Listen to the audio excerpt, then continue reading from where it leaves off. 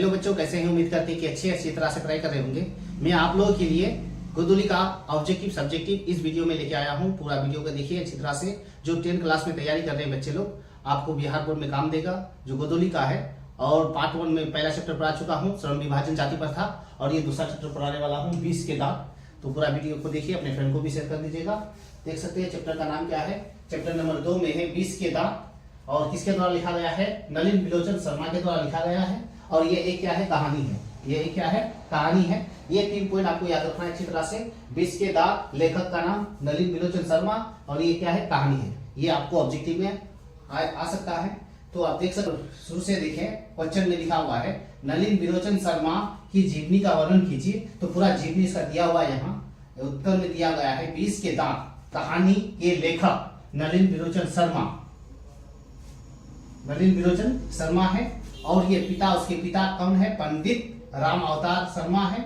उसके बाद माता का नाम रत्नावती शर्मा और पत्नी कुमुद शर्मा। तो ये आपको ऑब्जेक्टिव में भी काम देगा और सब्जेक्टिव में भी काम देगा।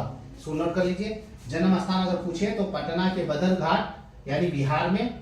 और जन्म कब हुआ था? तो 18 फरवरी 1916 ईस्वी को हुआ था। और मृत्यु कब हुआ था? 12 सितंबर 1961 ईस्वी में हुआ था। तो ये इसका जीवनी था, और इससे आपको ऑब्जेक्टिव हर हालत पे आता है एग्जाम में। इसको अच्छी तरह से नोट कर लीजिए, अपने फ्रेंड को भी शेयर कर दीजिए। फिर नेक्स्ट पॉइंट पढ़ेंगे हम लोग। नेक्स्ट पॉइंट और भी है, देख सकते हैं। उन्होंने संस्कृत और हिंदी में एमए पटना विश्वविद्यालय में किया। पढ़ाई के बाद अध्यापन का कार्य, पढ़ाई करने के बाद अध्यापन का कार्य रांची विश्वविद्यालय में किया तथा पटना विश्वविद्यालय में भी किया। नोट पॉइंट था, इसको अच्छी तरह से उतार लीजिए। अब क्वेश्चन हम लोग पढ़ेंगे। क्वेश्चन देख सकते हैं, क्वेश्चन में क्या लिखा हुआ है। क्वेश्चन में लिखा हुआ है नंबर 2 में, सेन साहब के परिवार में बच्चों के पालन पोषण का वर्णन कीजिए। तो आपको क्वेश्चन ये आंसर दिया हुआ है, देख सकते हैं कि सेन साहब अमीर आदमी था, उनकी 5 पुत्रियां थी एवं 1 पुत्र था। 5 पुत्री था सेन साहब का और 1 ही पुत्र था, लास्ट टाइम में हुआ था। उस परिवार में लड़के एवं लड़कियों के पालन पोषण के लिए अलग अलग नियम बनाए गए थे। सेन साहब की गाड़ी का रंग अगर पूछे आपको, ये ऑब्जेक्टिव में आता है एग्जाम में। सेन साहब की गाड़ी का रंग क्या था? तो काला था। और उन्होंने कितना रुपया में लिया था? तो 7,500 रुपया में, यानी 7500 रुपया में खरीदा था सेन साहब। तो याद रखिएगा, सेन साहब के 5 पुत्र थे, पुत्रियां थी और 1 ही पुत्र था, सिर्फ 1 ही बेटा था। और उसका लड़कों के लिए और लड़कियों के लिए पालन पोषण का तरीका अलग था। और सेन साहब का गाड़ी का रंग पूछे तो काला, और कितना रुपया में खरीदा था? 7500 रुपया में। इसको याद रखिएगा। नेक्स्ट क्वेश्चन फिर पढ़ेंगे हम लोग। सेन साहब का जो बेटा था, 1 पुत्र हुआ था, उसका नाम क्या था? खोका। तो क्वेश्चन में होता है खोका किन मामलों में अपवाद था?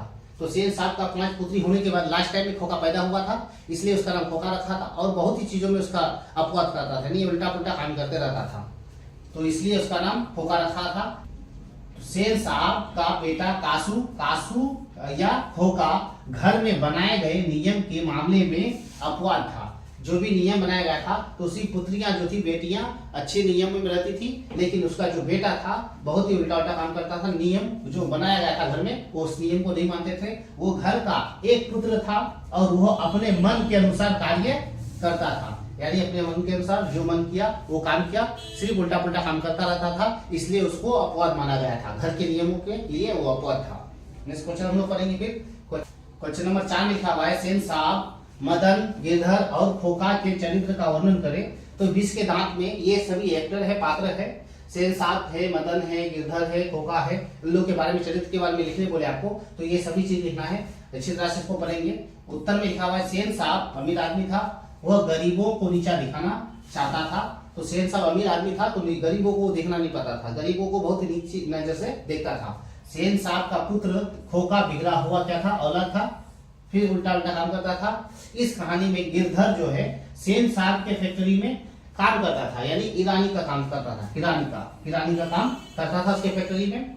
और गिरधर का बेटा जो था वो एक मदन था, गिरधर का बेटा मदन था। एक दिन सेन साहब ने मदन की शिकायत करने पर गिरधर मदन की पिटाई कर देता था। क्वेश्चन नंबर 5 में लिखा हुआ है, कासू और मदन की लड़ाई कैसी थी? तो कासू और मदन के बीच लड़ाई का कारण लट्टू घुमाने का खेल था, क्योंकि कासू जो है, एक दिन कासू के कहने पर मदन को गिरधर पीट दिया था, खूब मारा था, उसका बदला लेना चाहता था। और मदन अपने दोस्तों के साथ एक दिन लट्टू घुमा रहा था, लट्टू का खेल खेल रहा था और कासू जाकर के उन लोगों के साथ खेलना चाहता था और मदन जो है कासू को खेलने नहीं देता था और कासू जबरन खेलना चाहता था। इसी बीच उन दोनों के बीच लड़ाई हो चुका। लड़ाई हुआ जब तो मदन ने कासू के 2 दांत तोड़ दिए थे, इसलिए इस कहानी का नाम रखा गया है विष के दांत। तो इसी लड़ाई में मदन ने कासू की क्या कर दिए, 2 दांत तोड़ दिए थे। नेक्स्ट क्वेश्चन है क्वेश्चन नंबर 6 में लिखा हुआ फिर झोपड़ी और महल की लड़ाई में अक्सर कौन जीतता है? तो जवाब है झोपड़ी और मदन की लड़ाई में अक्सर महल वाले ही जीतते हैं। तो महल वाले पैसा वाले होते हैं, इसलिए महल वाले जीत जाते हैं और झोपड़ी वाले हार जाते हैं। नेक्स्ट क्वेश्चन है 7 नंबर में सेन साहब अपने पुत्र खोका को क्या बनाना चाहते थे? तो जवाब है सेन साहब अपने पुत्र को खोका को क्या बनाना चाहते थे? इंजीनियर बनाना चाहते थे। नेक्स्ट क्वेश्चन है गिरधर कौन था? तो गिरधर अभी बताया आप लोगों को, गिरधर जो है सेन साहब के फैक्ट्री में किरानी का काम करता था। तो गिरधर सेन साहब की फैक्ट्री में किरानी था और वो मदन का क्या था, पिता था। तो इस कहानी में ये सब पॉइंट था। उम्मीद करते हैं कि पूरा क्वेश्चन को अच्छी तरह से नोट कर लीजिए और जितने फ्रेंड है अपने फ्रेंड को भी शेयर कर दीजिए, सब्सक्राइब कर दीजिए ताकि जितना भी वीडियो बने आप तक पहुंच जाए। Thank you.